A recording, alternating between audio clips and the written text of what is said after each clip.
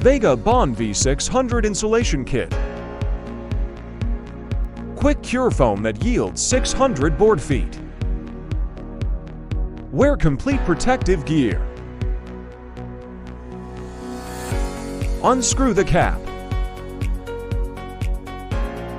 Canisters should be at least 70° Fahrenheit or higher to get the best yield.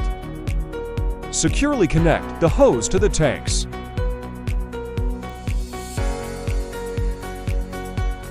Tighten the hose.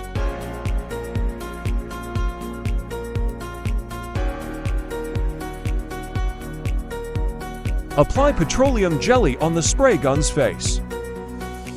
Insert spray nozzle into the gun. Shake the canisters for at least 60 seconds. Turn on the valves.